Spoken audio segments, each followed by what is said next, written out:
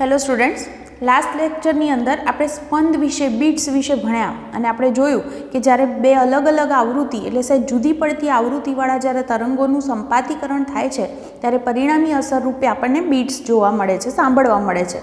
અને બીટ્સની આવૃત્તિ કેટલી હોય તો બંનેના તફાવત જેટલી, હે ને, ν1 - ν2 આવું આપણે કહી શકીએ પરિણામી એની આવૃત્તિને. હવે આજે જે વસ્તુ ભણવાના છીએ એ બહુ ઇન્ટરેસ્ટિંગ વસ્તુ છે, એ છે ડોપલર અસર, જેને આપણે રૂટીનમાં આપણા લાઈફની અંદર ઘણી બધી વખત આનો અનુભવ પણ આપણે કરેલો જ છે. તો આજે આપણે ડોપલર અસર વિશે થોડીક વાત કરવાના છીએ. હું સૂત્રની જે સાબિતી આપીશ એ થોડીક અલગ રીતે આપીશ, કારણ કે એ રીતે આપેલી સાબિતી વધારે તમને સમજ પડે એવી છે અને એનો ઉપયોગ તમે બહુ સહેલાઈથી કરી શકશો. તો જુઓ, પહેલી વાત હું તમને એનું ઉદાહરણ કહું તો જલ્દી ખબર પડશે. દાખલા તરીકે તમે રેલવે સ્ટેશને પ્લેટફોર્મ પર ઊભા છો ત્યારે તમે ઘણી બધી વાર અનુભવ કર્યો હશે કે કોઈ ટ્રેન જ્યારે દૂરથી આવતી હોય એની વિસલ વાગે ત્યારે એની જે ધ્વનિની જે તીવ્રતા છે એ તમને ઓછી સંભળાય, આવૃત્તિ ઓછી લાગે. પણ જેમ જેમ ટ્રેન નજીક આવતી જાય એમ એની જે આવૃત્તિ છે એ તમને જે અનુભવાય છે એ વધતી જાય છે. તમારી આગળથી જ્યારે પસાર થતી હોય ત્યારે મૂળ આવૃત્તિનો તમે અનુભવ કરો છો અને જ્યારે એ પછી તમારાથી દૂર જાય ફરી પાછી આવૃત્તિ શું થાય છે, ઘટતી જાય છે. બસ આ વસ્તુ એ જ ડોપલર અસર. એટલે કે જ્યારે જેમ ટ્રેનની વિસલ વાગે છે તો એ ધ્વનિનું ઉદ્ગમ થયું, તમે સાંભળો છો એટલે તમે શ્રોતા છો. એટલે અહીંયા આગળ શક્ય છે કે બંને સ્થિર હોઈ શકે, અથવા એવું પણ હોઈ શકે કે એક સ્થિર હોય, તમે ઊભા છો, ટ્રેન માત્ર ગતિ કરે છે, એટલે કે શ્રોતા સ્થિર છે ને ઉદ્ગમ ગતિ કરે છે. અથવા એવું પણ થાય કે ટ્રેન ઊભી છે અને તમે દોડી રહ્યા છો, મતલબ કે ઉદ્ગમ સ્થિર છે અને શ્રોતા ગતિ કરે છે.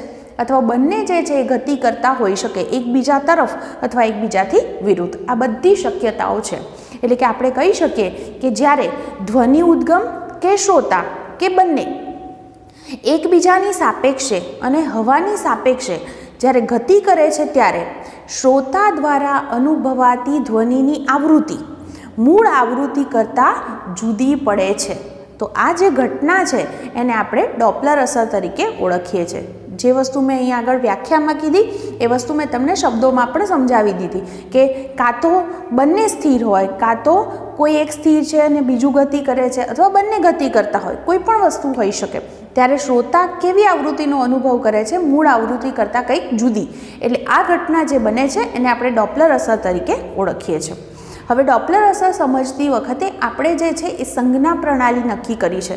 સંજ્ઞા પ્રણાલી આ રીતે નક્કી કરી છે કે કઈ દિશાને ધન કેવી, કઈ દિશાને ઋણ કેવી, કઈ રીતે નક્કી કર્યું છે. તો હંમેશા શ્રોતાથી ઉદ્ગમ તરફની દિશાને ધન ગણવામાં આવે છે. ધ્યાન રાખજો શબ્દોને, શ્રોતાથી ઉદ્ગમ તરફની દિશાને ધન ગણવામાં આવે છે અને ઉલટું કે ઉદ્ગમથી શ્રોતા તરફની જે દિશા છે એને ઋણ ગણવામાં આવે છે. જ્યારે ધ્વનિનો જે વેગ છે એ હંમેશા v જેટલો ધન લેવામાં આવે છે. આટલી જે છે એ સંજ્ઞા પ્રણાલીનો આપણે ઉપયોગ કરીશું. અત્યારે શરૂઆતમાં આપણે જ્યારે સૂત્ર સાબિત કરવા જઈ રહ્યા છે ત્યારે સ્થિર હવાની સાપેક્ષે બધી વાતો કરવાના છીએ. ઓકે, એટલે અહીંયા આગળ જે છે, અહીંયા આગળ પવનની ગતિની દિશા અને તમારી ગતિની દિશા અલગ છે, સરખી છે, શું છે એની હાલ આપણે કોઈ વાત કરવી નથી. પછી શું ફેરફાર હશે નેક્સ્ટ પછી આપણે વાત કરીશું. તો આટલી વસ્તુ તમારી પાસે સંજ્ઞા પ્રણાલી પણ થઈ ગઈ કે શ્રોતાથી ઉદ્ગમ તરફ જતી દિશાના જે વેગ હોય એને આપણે ધન ગણવાના, તો ઉદ્ગમથી શ્રોતા તરફ જતી દિશાના વેગને હંમેશા ઋણ ગણીશું. અને એ સિવાય ત્રીજી વાત કઈ કીધી કે જે વેગ છે ધ્વનિનો એ આપણે હંમેશા કેવો લેવાનો છે, ધન લેવાનો છે. હવે સમજો આટલું. દાખલા તરીકે હું એમ કહું કે આ આપણો શ્રોતા છે, શ્રોતા એટલે લિસનર, બરાબર. અને અહીંયા આગળ જે છે એ છે ધ્વનિનું ઉદ્ગમ, એને હું ઓ થી દર્શાવું છું. આ છે ઉદ્ગમ. ઉદ્ગમને ઓ લખો અથવા સોર્સ છે તો એસ પણ લખી શકો છો. તો અહીંયા આગળ જુઓ, એટલે તમે જો આ રીતની ગોઠવણી કરશો, અહીંયા શ્રોતા બતાવશો, અહીંયા ઉદ્ગમ, તો આ દિશાના વેગને ધન કહેવાના, તો આ દિશાના વેગને કેવા લેવાના છે, ઋણ લેવાના છે. હાલ તમે એવું માની લો કે ધારો કે ઉદ્ગમ સ્થિર છે. આપણે પ્રારંભિક સ્થિતિ આવી લઈએ. ધારો કે ઉદ્ગમ સ્થિર છે માટે velocity of source is equal two 0 કહેવાય. ઉદ્ગમનો વેગ કેવો છે, 0. હવે આ ઉદ્ગમ પોતાનામાંથી ધ્વનિના તરંગોનું ઉત્સર્જન કરે એ તરંગો જે છે એ બધી દિશામાં આ રીતે ફેલાશે, તો એ તરંગો જે છે એ શ્રોતા તરફ પણ પોતે ગતિ કરશે. તો અહીંથી જે ધ્વનિ ઉત્પન્ન થયો છે એ ધ્વનિનો પણ કંઈક વેગ હશે, ઓકે, જે આપણા શ્રોતા દ્વારા શું થાય છે, અનુભવાય છે. અત્યારે હાલ આપણે એવું માની લઈએ કે આપણો જે શ્રોતા છે એ VL વેગથી ઉદ્ગમ તરફ ગતિ કરી રહ્યો છે. તો અહીંયા લખી દઉં કે અને શ્રોતા VL વેગથી ક્યાં જાય છે, ઉદ્ગમ તરફ ગતિ કરે છે. પહેલાં તો આપણે સમજી શકીએ અહીંયા આગળ કે અહીંયા ઉદ્ગમ જે તરંગો ઉત્પન્ન કરશે એની જે તરંગ લંબાઈ હોય લેમ્બડા બરાબર શું સૂત્ર થાય, તો V/ન્યુ. તમે જાણો છો V બરાબર લેમ્બડા ઇન્ટુ ન્યુ. એનો અર્થ એવો થાય કે અહીંયા આગળ આ જે તરંગો ઉત્પન્ન થશે એની જે તરંગ લંબાઈ હશે લેમ્બડા ઇઝ ઇક્વલ ટુ કેટલી હશે, તો V જેટલી તરંગ ઝડપ છે ધ્વનિના તરંગોની, અને આવૃત્તિ કેટલી હોય, ન્યુ S. આટલી તરંગ લંબાઈવાળા તરંગો જે છે એ અહીંયા આગળ આપણું ઉદ્ગમ અત્યારે ઉત્પન્ન કરી રહ્યું છે. હવે જે છે શ્રોતા VL વેગથી ઉદ્ગમ તરફ ગતિ કરે છે. હવે વિચારો અહીંથી V વેગથી જે છે તરંગો આમ આવી રહ્યા છે, શ્રોતા VL વેગથી આમ જઈ રહ્યો છે. તો અહીંયા આગળ આપણે જો સાપેક્ષ વેગની વાત કરીએ તો શ્રોતા જે છે એ VL વેગથી આમ જાય, ધ્વનિનો વેગ તો V જ લેવાનો છે, મતલબ સાપેક્ષ વેગ કેટલો થઈ જશે, ટોટલ V + VL. તો આપણે લખી શકીએ કે માટે શ્રોતા દ્વારા અનુભવાતી આવૃત્તિ, ધ્વનિની આવૃત્તિની જ વાત છે, તો એ આવૃત્તિ કેટલી થશે, તો એ આવૃત્તિ એટલે શ્રોતા દ્વારા અનુભવાય છે એટલે એને ન્યુ L લખીશું. કોના દ્વારા, લિસનર દ્વારા. તો આવૃત્તિનું સૂત્ર શું, ફરીથી વિચારો, તો V/લેમ્બડા. તો V એટલે કેટલો વેગ છે, ટોટલ V + VL છે, અપોન તરંગ લંબાઈ કેટલી છે, લેમ્બડા. તો મને આવું એક સમીકરણ અહીંયા આગળ મળ્યું. આ શ્રોતા દ્વારા અનુભવાતી આવૃત્તિનું સૂત્ર છે. હવે આપણે માની લઈએ કે હવે ધારો કે ઉદ્ગમ પણ ગતિ કરે છે. ઉદ્ગમ કઈ તરફ જાય છે, તો અહીંયા આગળ જે છે આ દિશામાં ગતિ કરે છે. આ દિશા એટલે એવું કહેવાય શ્રોતાથી દૂર જતી દિશા, અથવા L થી O તરફ જેમ કહેવાય આમ આ દિશામાં. એટલે કે ધારો કે ઉદ્ગમ આવું લખીએ, શ્રોતાથી દૂર જતી દિશામાં ગતિ કરે છે. એનો અર્થ એવો થયો કે અત્યારે હાલ હવે શું સ્થિતિ થઈ, બંને ગતિ કરે છે, શ્રોતા પણ ગતિ કરે છે અને ઉદ્ગમ પણ ગતિ કરે છે. તો હવે આપણો શ્રોતા કેટલી આવૃત્તિનો અનુભવ કરશે એનું આપણે સૂત્ર સાબિત કરવું છે. તો ફરીથી હું અહીંયા આગળ આકૃતિમાં આ વસ્તુ સમજાવું. તો જો ફરી પાછો આ કોણ છે, આપણો શ્રોતા છે, લિસનર છે, જે કેટલા વેગથી ગતિ કરી રહ્યો છે, VL. પહેલાં આપણું જે ઉદ્ગમ હતું એ ક્યાં હતું, O પાસે, એટલે અહીંયા આગળ હતું ઉદ્ગમ O પાસે. હવે જે છે એ દાખલા તરીકે પોતે ગતિ કરે છે એ વખતે એની વેલોસિટી શું હોય, VS. અને VS વેગથી ગતિ કરી અને O પાસેથી અહીંયા આગળ પહોંચ્યું. ક્યાં આગળ પહોંચે છે, O' પાસે. અને એના માટે એણે જે ટાઈમ લીધો છે એ છે કેપિટલ T. તો હવે આ જે છે ઉદ્ગમ જે છે અહીંયા આવડતું, તો એણે પોતે તરંગો ઉત્પન્ન કર્યા હોય હે ને, તો એ તરંગો આ બાજુ પણ ફેલાય ને આ બાજુ પણ ફેલાય. તો બધી દિશામાં જે છે એ તરંગો એણે ઉત્પન્ન કર્યા છે. તો હવે તમે અહીંયા આગળથી આટલો વિચાર કરી શકો કે જ્યારે ઉદ્ગમે અહીંથી જે છે તરંગો ઉત્પન્ન કર્યા છે V જેટલી ઝડપથી ધ્વનિના તરંગો, તો T સમયની અંદર એ તરંગો આ દિશામાં પણ જશે અને આ દિશામાં પણ જશે. તો તરંગોએ કાપેલું અંતર, અહીંયા હું એને OA થી દર્શાવું, તો આ બાજુનું અંતર છે એને હું OB થી દર્શાવું છું. તો આ રીતે જે છે એને આપણે લખી શકીએ. તો જુઓ હું અહીંયા આગળ આ વસ્તુ જે બોલી છું એ વસ્તુને લખી પણ દઉં કે ધારો કે ઉદ્ગમ જ્યારે O પાસે હોય ત્યારે ધ્વનિ તરંગો ઉત્પન્ન કરે છે જે બધી દિશામાં ફેલાશે.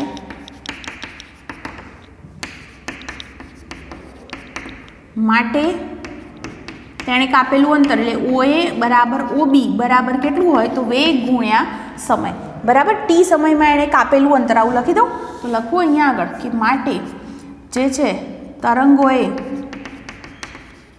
કાપેલું અંતર કેટલું થશે, તો V વેગ હોય અને T સમયમાં કાપેલું અંતર કહું તો કેટલું હશે, V × ટી જેટલું, બરાબર. હવે જે છે અહીંયા આગળથી વિચારીએ કે ધારો કે આપણું જે આ ઉદ્ગમ છે એ ઉદ્ગમ ક્યાં પહોંચ્યું? O ડેશ પાસે, અને એના માટે એણે કેપિટલ ટી સમય લીધો છે. તો આપણે લઈએ કે ધારો કે ઉદ્ગમ ટી સમયમાં O ડેશ અંતર કાપે છે. હવે આપણે આટલો વિચાર કરીએ અહીંયા આગળ કે અહીંયા આગળથી જે આપણું ઉદ્ગમ છે એ તરંગો જે છે એ સતત ઉત્સર્જન કરી રહ્યું છે. અહીંયા હતું ત્યારે પણ એણે ઉત્સર્જન કર્યું, અહીંયા હતું ત્યારે પણ એણે ઉત્સર્જન કર્યું છે. તો એ જે તરંગો જે છે એ ગતિ કરીને આ બાજુ પણ જશે અને આ બાજુ પણ જવાના છે. તો આપણો જે શ્રોતા છે એની તરફ જે તરંગો આવશે એનો એ અનુભવ કરશે. તો અહીંયા આગળ હું એમ કહું કે જ્યારે O ડેશ પાસે પહોંચે છે ત્યારે જે તરંગ ઉત્પન્ન થયું તો એની તરંગ લંબાઈ એટલે તમે જાણો છો બે ક્રમિક શૃંગ વચ્ચેનું અંતર. એટલે દાખલા તરીકે એણે અહીંયા હતો ત્યારે ઉત્પન્ન કર્યું એક શૃંગ, એ શ્રોતા સુધી પહોંચ્યું, પછી ટી સમયમાં જ્યારે અહીંયા પહોંચે છે ત્યારે બીજું શૃંગ ઉત્પન્ન કરે છે. તો આપણે જાણીએ છીએ કે બે શૃંગ ક્રમિક ઉત્પન્ન થાય તો એની વચ્ચે જે ટાઈમ પીરિયડ હોય એને આપણે કેપિટલ ટીથી ઓળખી શકીએ. તો અહીં આગળ આપણે જાણી શકીએ આના પરથી કે માટે આવા તરંગોની તરંગ લંબાઈ મતલબ શું કહી શકાય કે અહીંયા આગળ શ્રોતા તરફ કયા વિસ્તારની અંદર આવતા તરંગો છે? તો O ડેશ એ વિસ્તારમાં આવતા બે ક્રમિક શૃંગ વચ્ચેનું અંતર, તો શૃંગ વચ્ચેનું અંતર એને જ આપણે તરંગ લંબાઈ તરીકે ઓળખી શકીએ. તો ચલો O ડેશ એ વિસ્તાર છે તો એને હું બે ભાગમાં લખી શકું, O dash O plus OA. તો આવું લખીએ O ડેશ પ્લસ OA. તમે જાણો છો O ડેશ એટલે જુઓ વેગ VS છે, સમય T લીધો છે એટલે વેગ ગુણ્યા અંતર, સમય વેગ ગુણ્યા સમય એટલે VS ઇન્ટુ T લખી શકાય O ડેશની કિંમત. જ્યારે OA બરાબર આપણે પહેલાં પણ કીધું કેટલો છે? V into T. તો આવું આપણને એક સૂત્ર મળ્યું. તો લેમડા બરાબર આપણે લખી શકીએ અહીંયા આગળ T કોમન છે તો V પ્લસ VS ઇન્ટુ શું થશે? T. હવે જુઓ અહીંયા આગળથી એક કામ કરી શકીએ, આપણી પાસે જે છે સમીકરણ 1 છે એની અંદરથી જો હું લેમડાની કિંમત મૂકી દઉં તો લેમડાની કિંમત મૂકો તો શું થાય? V plus VL upon new L લખી શકાય. અને આવર્તકાળ એટલે શું? આવૃત્તિનું વ્યસ્ત. તો અહીંયા આગળ એનો ઉપયોગ કરીએ તો હવે T બરાબર 1 અપોન ન્યુ S અને સમીકરણ 1 માંથી લેમડા મૂકતા શું રિઝલ્ટ મળે? જુઓ ને, લેમડાની કિંમત શું મૂકવાની?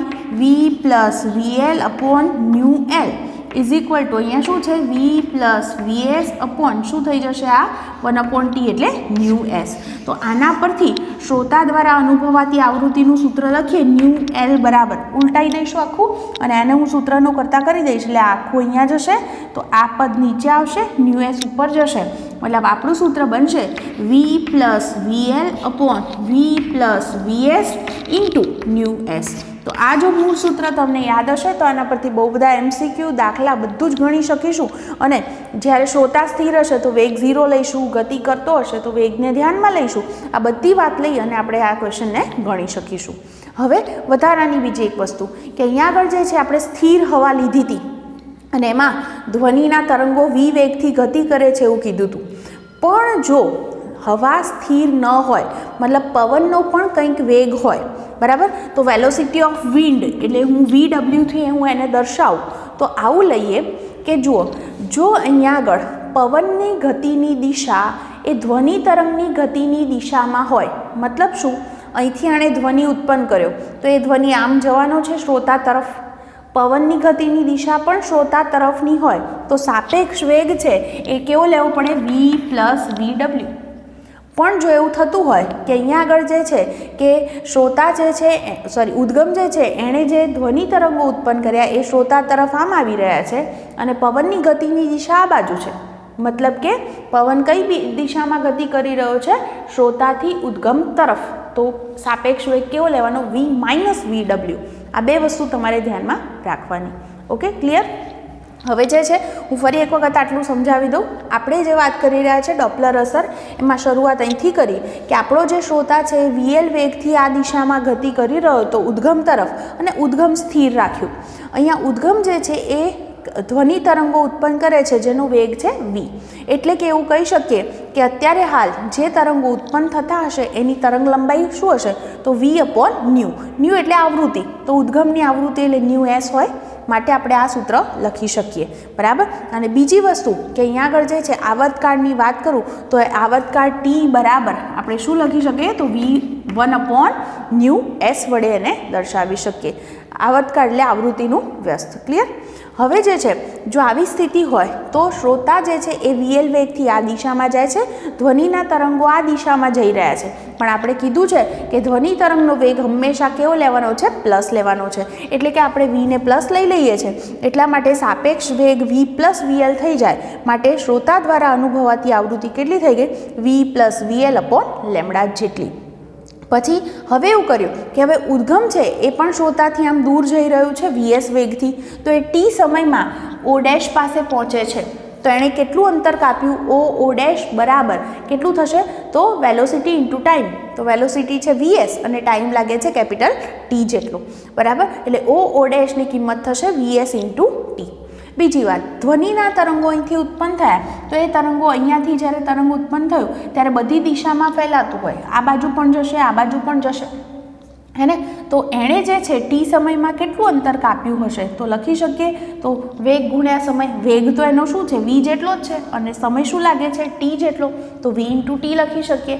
એટલે હવે આપણે વાત કરીએ તો જ્યારે ઉદ્ગમ O' પાસે પહોંચે છે ત્યારે તરંગની તરંગલંબાઈનો અર્થ શું થાય? બે ક્રમિક શૃંગ વચ્ચેનું અંતર. તો જુઓ T બરાબર 0 સમયે જે ઉદ્ગમ હતું એ અહીં હતું અને અહીં ક્યારે પહોંચે છે? T બરાબર T સમયે. તો કેપિટલ T સમયમાં બે ક્રમિક શૃંગ ઉત્પન્ન થાય. તો T બરાબર 0 સમયે જ્યારે એણે ધ્વનિ ઉત્પન્ન કર્યો ત્યારે પહેલું શૃંગ અહીંયા પહોંચ્યું, પછી બીજું શૃંગ ક્યારે પહોંચે છે? કેપિટલ T સમય પછી. મતલબ બે ક્રમિક શૃંગ વચ્ચેનું જે અંતર છે એટલે શું થઈ જશે? તરંગ લંબાઈ. અને એ કેટલા વિસ્તારમાં છે? તો O' એ વિસ્તારમાં. માટે આપણે O' એને બે ભાગમાં લખી અને પછી એમાંથી T અને લેમ્ડાની કિંમત મૂકી અને સૂત્ર સાબિત કરી દીધું છે, બરાબર. તો આટલી બાબતો ખાસ ધ્યાનમાં રાખવાની છે. હવે જે છે આપણે 1 by 1 આના જે ખાસ કિસ્સા છે એ કિસ્સા જોતા જઈએ. જુઓ, ફરીથી પેલું પવનની જે ગતિની દિશાની વાત કરી હતી એ પણ હું કહી દઉં. આખી જે ઘટનાની વાત કરી એમાં હવાને સ્થિર ધારી છે, એટલે પવનનો વેગ આપણે ધ્યાનમાં લીધો નહોતો, VW ને ધ્યાનમાં નથી લીધો. પણ જો પવનનો પણ વેગ આપણને કીધો હોય કે પવન આટલા વેગથી ગતિ કરે છે તો એની પણ ગતિની કંઈક દિશા હશે. તો શું ફરક પડશે? જો પવન જે છે એ ધ્વનિની ગતિની દિશામાં જ હોય, એટલે ધ્વનિ શ્રોતા તરફ જતો હોય, પવન પણ શ્રોતા તરફ જાય તો સાપેક્ષ વેગ V + VW લેવાનો. અને જો ઉલટું હોય, મતલબ પવનની ગતિની દિશા શ્રોતાથી ઉદ્ગમ તરફની હોય ઉલટી, તો તમારે વેગ કેટલો લેવાનો? સાપેક્ષ વેગ ધ્વનિનો V - VW. બસ આ બે વસ્તુ ધ્યાનમાં રાખવાની છે. ચલો, હવે આપણે જે સૂત્ર સાબિત કર્યું છે જેનો આપણે ઉપયોગ કરીશું કે શ્રોતા દ્વારા અનુભવાતી આવૃત્તિ આપણને મળી V + VL/V + VS into 𝜇s. આની અંદર જે છે આપણે અલગ અલગ કિસ્સા લેતા જઈએ. જેમાં જે છે પહેલો કિસ્સો આપણે એવું લઈએ કે શ્રોતા સ્થિર છે, બરાબર, અને ઉદ્ગમ જે છે ધ્વનિ ઉદ્ગમ એ શ્રોતાથી દૂર જાય છે. ચલો, જો શ્રોતા સ્થિર હોય તો વેલોસિટી ઓફ લિસનર 0. હવે જુઓ, ઉદ્ગમ શ્રોતાથી દૂર જાય. તમારે આટલી આકૃતિ યાદ રાખવાની. અહીંયા લિસનર છે, અહીંયા કોણ છે? સોર્સ. આની વેલોસિટી VL અને આની જે વેલોસિટી છે એ VS. હવે આટલી વસ્તુ તમને કીધું એ પ્રમાણે અહીંયા આગળ ઉદ્ગમ શ્રોતાથી દૂર જાય છે, એટલે આમ જતું હશે, આમ આવે તો નજીક આવશે, આમ જતું હશે, આ બાજુ જાય, એનો મતલબ એ દિશાનો વેગ કેવો છે? ધન. એટલે કે V બરાબર કેવા લઈશું? +VS. મતલબ VSની જે કિંમત છે એ પ્લસ જ લેવાની છે. તો ઉપરનું આપણું સૂત્ર કેવું બની જાય? 𝜇L બરાબર V + VL. VL 0 મૂકી દીધા, નીચે આવશે VS ઇન્ટુ 𝜇s. એટલે આનો અર્થ એવો થાય કે અહીંયા આગળ છેદમાં પ્લસ કિંમત થાય છે, મતલબ છેદ મોટો છે એટલે અંશ નાનો મળે. એટલે કે અહીંયા અનુભવાતી આવૃત્તિ કેવી હોય? મૂળ આવૃત્તિ કરતાં ઓછી. પ્રેક્ટિકલી પણ વિચારો તો ઉદ્ગમથી તમે દૂર જાઓ એમ ઓછી આવૃત્તિનો અનુભવ થશે. બીજો કિસ્સો આપણે લઈ શકીએ કે ફરી પાછો શ્રોતા સ્થિર, એટલે હું ડાયરેક્ટલી લખું વેલોસિટી ઓફ લિસનર કેવો છે? 0. અને ઉદ્ગમ શ્રોતા તરફ આવે છે. તમે વિચારો, હવે શ્રોતા તરફ આવે એનો મતલબ એમ થયો કે આમ આવતું હશે. આ બાજુ આવે એટલે એનો વેગ કેવો લેવાનો છે? માઇનસ. એટલે velocity of source is equal two minus VS. તો હવે ન્યૂ એલનો સૂત્રમાં મૂકીએ તો શું થાય? વી પ્લસ વીએલ. વીએલ તો પાછો 0 છે, નીચે શું આવશે? વી પ્લસ વીએસ છે. તો વીએસ કેવો લખવાનો છે મારે? માઇનસ. તો જુઓ છેદ માઇનસ આવ્યું, વીમાંથી કંઈક બાદ થાય છે એટલે છેદ નાનો થાય, માટે અંશ મોટો મળે. એટલે કે શ્રોતા દ્વારા અનુભવાતી આવૃત્તિ કેવી હશે? વધારે, વધુ આવૃત્તિનો એ અનુભવ કરશે. ત્રીજો કિસ્સો લઈ શકીએ કે બંને ગતિ કરે છે, બરાબર, પણ બંને જે છે એટલે એવું જ લખીએ આપણે કે ઉદ્ગમ અને શ્રોતા એકબીજા તરફ આવે છે. ઉદ્ગમ અને શ્રોતા એકબીજા તરફ ગતિ કરે છે. તો એકબીજા તરફ ગતિ કરતા હોય મતલબ આમ થયા, આમ ગતિ કરે તો આનો વેગ તો આમ જ જાય છે એટલે પ્લસ, પણ આ આમ જાય એટલે કેવો લખવો પડે? માઇનસ. એટલે વીએલ બરાબર પ્લસ વીએલ લખશું, પણ વીએસ કેવો લખશું? માઇનસ. માટે આપણું જે સૂત્ર છે એ ફરી પાછું કેવું બનશે? Nu L is equal to V plus VL upon વીએસની કિંમત કેવી મૂકવાની છે? માઇનસ. બરાબર. તો ફરી પાછો છેદ નાનો એટલે અહીંયા આગળ અનુભવાતી આવૃત્તિ કેવી મળશે? વધારે. ચોથો કિસ્સો છે એમાં આપણે એવું લખીએ કે એકબીજાથી દૂર જાય છે. તો આવું લખું, શ્રોતા અને ઉદ્ગમ એકબીજાથી કેવા જાય છે? દૂર જાય છે. દૂર જાય દેટ મીન્સ બંને આમ જતા હોય તો દૂર જવાના છે. તો જુઓ વિચારો, આમ જાય છે તો આપણો શ્રોતા આ બાજુ ગયો, આ બાજુ જાય એટલે વેગ કેવો લખવાનો? માઇનસ. એટલે વીએલની કિંમત માઇનસ વીએલ. પણ ઉદ્ગમ આમ જાય છે, આ દિશાનો વેગ કેવો છે? પ્લસ. એટલે વીએસ બરાબર પ્લસ વીએસ. બરાબર. તો ન્યૂ એલ બરાબર આપણું સૂત્ર શું થશે? V minus VL upon V plus VS into nu S. તો આની અંદર અનુભવાતી આવૃત્તિ કેવી મળે? છેદ મોટો છે એટલે ઓછી. ઓકે. બીજા પણ બે કિસ્સા લખવા હોય તો લખી શકાય. હવે શ્રોતાને સ્થિર રાખો અને ઉદ્ગમને, સોરી એ તો આપણે લઈ લીધું, ઉદ્ગમને સ્થિર રાખો અને શ્રોતાને ગતિ કરાવો. બરાબર. તો આ રીતે પણ તમે વિચારી શકો છો. તો જુઓ આટલી વસ્તુ ખાસ ધ્યાનમાં રાખવાની. હવે આના રિલેટેડ આપણી ટેક્સ્ટ બુકની અંદર ઉદાહરણ આપ્યું છે તો એને આપણે સમજી લઈએ એટલે તમને આખી જે બધી વસ્તુ છે એ ક્લિયર થઈ જશે. જુઓ શું કીધું છે આપણને ઉદાહરણની અંદર. 15.7 એમાં કહે છે કે એક સ્થિર લક્ષ્ય તરફ 200 મીટર પર સેકન્ડની ઝડપથી એક રોકેટ ગતિ કરી રહ્યું છે. ગતિ દરમિયાન તે 1000 હર્ટ્ઝ આવૃત્તિનો ધ્વનિ ઉત્પન્ન કરે છે. મતલબ અત્યારે રોકેટ શું છે? ઉદ્ગમ છે. બરાબર. એની ઝડપ પણ આપી છે એટલે વેલોસિટી ઓફ સોર્સ પણ આપ્યું છે અને એની આવૃત્તિ પણ આપી છે. અને જે લક્ષ્ય છે, ટાર્ગેટ છે એ સ્થિર છે એવું કીધું છે. એટલે વેલોસિટી ઓફ લિસનર કેવી થઈ ગઈ? 0. હવે કે છે લક્ષ્ય પર પહોંચેલા ધ્વનિમાંથી થોડો ભાગ પડઘા તરીકે પાછો રોકેટ તરફ પરાવર્તિત થાય છે. તો પહેલું કહે છે લક્ષ્ય દ્વારા પરખાયેલ ધ્વનિની આવૃત્તિ અને બીજું રોકેટ દ્વારા પરખાયેલ ધ્વનિની આવૃત્તિ શોધો. જુઓ આટલી વસ્તુ તમારે સમજવી પડશે કે અહીંયા આગળ બે કિસ્સા છે. બે કિસ્સામાં આવું લખી શકાય કે પ્રથમ કિસ્સામાં લક્ષ્ય સ્થિર છે માટે વેલોસિટી ઓફ લિસનર શું થશે? 0. અને રોકેટ શું છે? ધ્વનિ ઉદ્ગમ છે. આટલી વસ્તુ ક્લિયરલી ખબર પડી ગઈ આપણને? ઓકે. હવે જુઓ તમને શું કહે છે? લક્ષ્ય તરફ 200 મીટર પર સેકન્ડની ઝડપથી રોકેટ ગતિ કરી રહ્યું છે. દર વખતે તમારે આટલું જ યાદ રાખવાનું, અહીંયા લિસનર સમજવાનો, અહીંયા આગળ સોર્સ સમજવાનો. હવે ઉદ્ગમ છે એ શ્રોતા તરફ જાય છે એવું કીધું છે. રોકેટ લક્ષ્ય તરફ જાય છે તો ઉદ્ગમ શ્રોતા તરફ જાય તો એનો વેગ કેવો લખવાનો મારે? આ બાજુ જાય એટલે માઇનસ. તો શું લખી શકાય કે રોકેટ શ્રોતા તરફ ગતિ કરે છે માટે તેનો જે વેગ છે વેલોસિટી ઓફ સોર્સ કેવો લખશું? -200 મીટર પર સેકન્ડ. અને મને એની આવૃત્તિ છે એ ન્યૂ એસ 1000 હર્ટ્ઝ આપેલી છે. માટે લક્ષ્ય દ્વારા અનુભવાતી આવૃત્તિ, શું સૂત્ર છે એનું? Nu L is equal to શું લખશું? V plus VL upon V plus VS into nu S. આમાં આપણે કિંમત મૂકશું. વી એટલે ધ્વનિની ઝડપ આપણને અહીંયા નથી કશું જ આપ્યું, પણ આપણે જાણીએ છીએ કે 330 મીટર પર સેકન્ડ લખી શકાય, એટલે વીની કિંમત 330 લઈ લેવાની. વેલોસિટી ઓફ લિસનર 0 છે, નીચે શું આવશે? 330. વેલોસિટી ઓફ સોર્સ કેવી લેવાની છે? -200, બરાબર. અને ન્યૂ એસ કેટલા લેવાના છે? તો 1000. બસ હવે આટલાની ગણતરી કરી દો એટલે તમારો જવાબ જે છે એ હર્ટ્ઝની અંદર મળી જશે. હાલ હું આમાં જે લખ્યો છે એ જવાબ લખી દઈશ. એ છે 2540. એપ્રોક્સિમેટલી મને મળે છે 2540 હર્ટ્ઝ.